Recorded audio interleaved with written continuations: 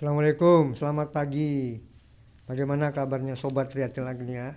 Semoga Sobat semua baik-baik ya. Kali ini kita tidak masak Sobat. Ngapain kita hari ini akan berbicara soal kekerasan dan kejahatan seksual terhadap anak-anak ya, terutama anak-anak perempuan. Karena baru-baru ini heboh kasus seorang guru ngaji, bahkan dia pemilik sebuah pondok ya di Bandung, melakukan kejahatan seksual terhadap belasan santrinya. Ini memprihatinkan Sobat.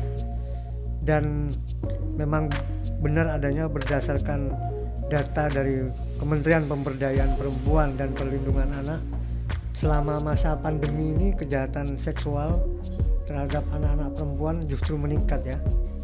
Ini memang sesuatu yang memprihatinkan. Kejahatan seksual dan kekerasan seksual terhadap anak-anak terutama terhadap anak perempuan itu mengalami peningkatan ya. Ini berdasarkan data yang dimiliki oleh Kementerian Pemberdayaan Perempuan dan Perlindungan Anak, kekerasan itu setiap tahun mengalami peningkatan ya Sobat. Ini kita baca datanya ya. Jadi pada tahun 2019 terjadi sebanyak 11.057 kasus. Kemudian pada 2020 itu terjadi 11.279 kasus pada 2020 ya. Dan pada 2021 ini sampai November ya, ada 12.566 kasus. 2.566 kasus ya.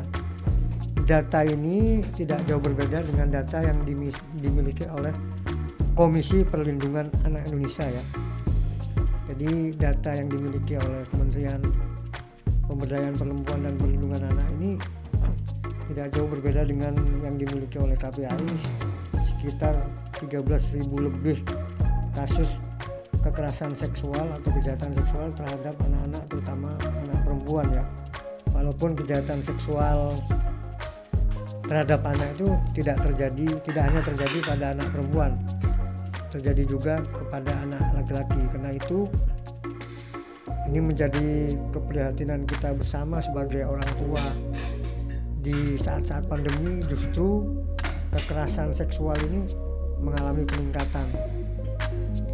Nah, berdasarkan informasi dari Komisi Perlindungan Anak ya, itu ada tren kejahatannya juga mengalami perubahan ya Sobat. Selain meningkat, modusnya berubah dan polanya juga mengalami perubahan. Kalau dulu yang melakukan kejahatan seksual itu adalah memang benar-benar penjahat, sekarang adalah orang-orang yang justru diharapkan menjadi pelindung, seperti yang terjadi di kasus Bandung itu kan seorang guru ya, dimana orang tuanya itu menitipkan pada guru tersebut, malah justru gurunya yang menjadi penjahatnya ya. Bahkan nggak tanggung-tanggung tuh, ada yang masuk di laporan kepolisian itu ada sekitar 12-13 orang ya. Walaupun dari data yang lain menunjukkan bahwa ada lebih dari 20 sebenarnya berdasarkan pengakuan itu. Jadi ini perlu menjadi perhatian kita bersama bahwa tren kekerasan tuh mengalami peningkatan dan polanya juga berubah dan lebih vulgar gitu Sobat. Kalau dulu sembunyi-sembunyi, sekarang rame-rame. Nih sedikit penjelasan. Itu tambah dilarang gitu ya. Artinya dalam hal ini tidak ada di antara kita bahwa ini adalah perbuatan yang bukan hanya menyakiti secara hukum, tapi ini dilarang oleh agama, semua agama. Nah, tadi disampaikan bahwa memang sangat mengerikan kalau melihat data bagaimana kekerasan anak, kekerasan seksual khususnya di masa pandemi COVID ini. Artinya selama 2 tahun pandemi COVID, di tahun 2020 dan 2021 justru kekerasan seksual yang terjadi pada anak-anak itu meningkat tajam. Nah, saya ingin kita semua membuka hati kita, pikiran kita, gitu ya, termasuk apakah kita selama ini terjerembab pada stigma-stigma terkait dengan korban. Kalau kita posisikan anak sebagai korban, gimana hati nurani kita? Kita lihat. Nah, dari pengaduan yang masuk ke KPAI itu ada perubahan tren. Tadi disampaikan oleh Mas Iwa, gitu ya, Mas Umum, bahwa ada tren digital ini juga mempengaruhi di dalam tren kekerasan seksual pada anak. Artinya perubahan. Nah, itu sedikit gambaran ya sobat, sedikit gambaran bahwa kekerasan seksual itu seperti diungkapkan oleh komisioner KPAI ya, Ibu Susiana, terjadi peningkatan kekerasan seksual.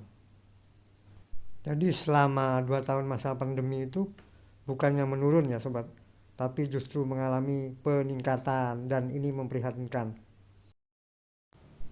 Nah, bagaimana tanggapan Anda jadi terhadap kekerasan seksual terhadap anak, terutama anak-anak perempuan ya? Kemudian menjadi concern KPAI terkait misalkan anak-anak SMA, karena menurut saya ketika ini diberikan contoh di tingkat mahasiswa, maka kemudian ya anak-anak tingkat SMP pun. Nah, demikian sobat Kiat Channel Agnia, sedikit gambaran kekerasan seksual atau kejahatan seksual terhadap anak-anak di masa pandemi ya.